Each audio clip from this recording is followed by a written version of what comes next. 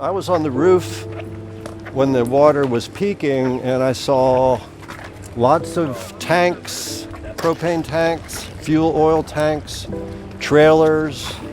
I saw buildings floating down. This is basically this is the river back here, and there were huge buildings floating down and getting caught in the trees. You can see some of the wreckage still back there.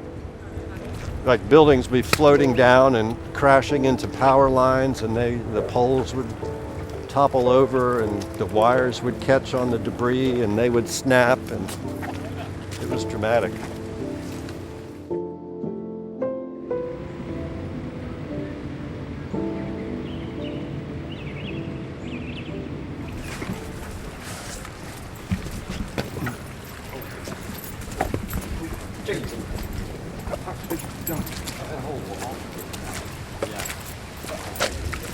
That's like a remodel. There used to be a roll-up door there, I think. Oh, really? That was all. So I came in, and on Friday I spent time getting ready for the flood that was supposed to be coming, putting things up high and that sort of thing, trying to waterproof.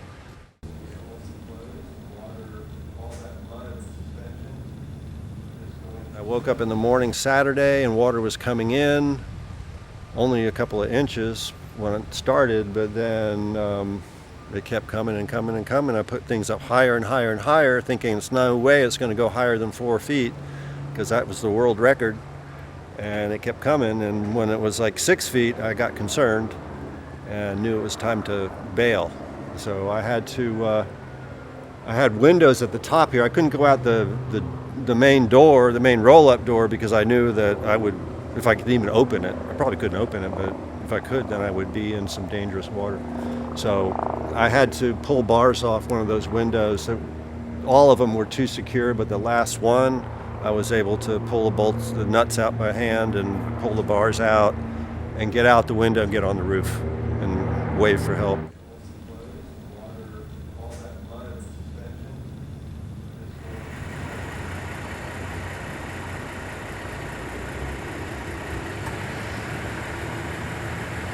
Mountain communities are a lot different than elsewhere because we're all family here. I mean, I'm from Florida, but I've been here 22 years. And I don't know what that helicopter is, but it landed up there on the hill, and I didn't even know there was a spot for it. But there it goes. A number of years ago, we had enough rain that it came up to that side of the railroad tracks. Oh, okay. And it was also in the sewers in the town, and that little railroad building over there was about this deep in water, but it didn't actually get into the town. But this one is just totally catastrophic.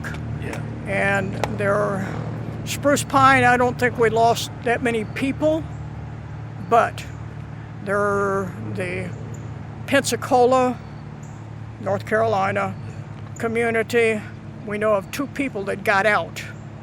The other ones were strung up in the trees and everything. I've got a friend that has a building up here, and he has a building around the bend down there, and half of his land is gone, and a motor home, and because he had a little camping spot there. Okay. But he did have a steel building that was really on a good foundation and bolted down to the foundation. That's still there, but everything in it was gone. But the people here, we're all banding together. I've got 3 generators that hadn't been running 10 years, and I went and had them fixed. I'm using one for my building. I let them use one, and I left one there with the guy who was repairing them for somebody that might need it. Yeah. So, we're all working together. A lot of the businesses here will rebuild. That's why they're bringing all of the stuff out. Now, I don't know how they're going to get rid of all of it, but everything, that's why you see all the junk out on the sidewalks. That's stuff that was in the building. They're bringing it out. It'll be taken away. They'll have to pressure wash the walls and make sure that there's no mold. And once we get this stuff done, then businesses can get back in here. My business wasn't hurt at all. I could have been, it could be open, but there's no electricity, there's no telephone, there's no nothing, so you couldn't make a sale if you wanted to. And besides that, I'm over at the food bank helping over there, so, you know, I can't have the store open.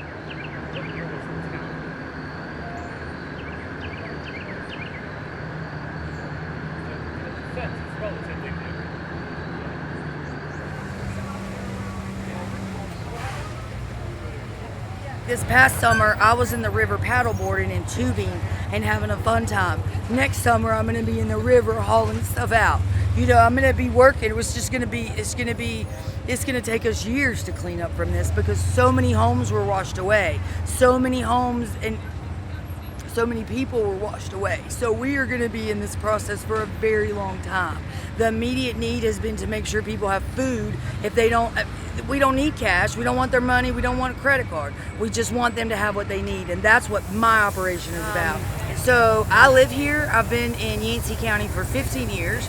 I was born and raised in Harrisburg, North Carolina, which is right outside of Charlotte. God sent us here, like I said, 15 years ago. And it's been just the greatest place on earth. I'm completely in love with these mountains on a soul level. I am obsessed here. So we're not just giving out food, but we're giving out gas. We're giving out hot meals. We're giving out chainsaws, generators. We got water, food, supplies, camping things, like literally anything I can get my hands on, it's here and we're getting it out. They're supposed to be bringing you some more. I've asked for it, so we're getting it hauled over, okay? It's a bunch of us that just said, we got to do something. You know, we're not waiting on the government. And that's okay, because this is not government taking care of people. This is Americans taking care of Americans, okay? This is what has happened here. We have product coming from all over the country. I've had shipments from Florida. I've had shipments from Ohio. I've had them from Mississippi, of course, Louisiana. My friends at the coast, literally my friends from all over the country, they're just bringing it and bringing it and bringing it. So that's been amazing. Is a bullfrog gas waterproof? Ultimately, you know, the reality for me is I'm so devastated. I'm so devastated. My soul is so broken over what has happened. I can't stop moving. I am passionately in love with these mountains, and they're so broken, and I'm just devastated. And so but I can't stop. I got to do something, because I know how my neighbors feel, and I can't let them feel like that. I won't let them feel like that. So I'm just doing everything I can, along with my entire community.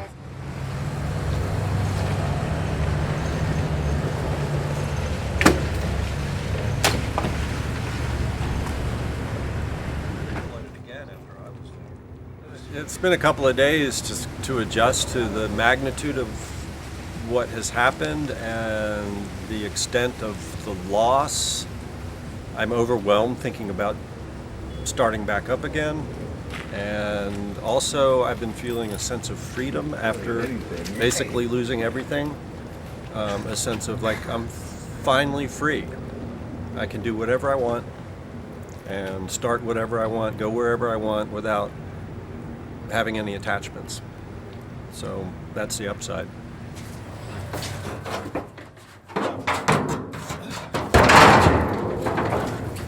It's a little deterrent. You want to put the plywood on top of that? I don't want to mess with this plywood. I'm calling that good. Love you, pups. That'd be good, Bill. Thank you so much. Bye for now. We'll get back to work tomorrow. Sorry about your stuff, Darling. your tools. It's okay.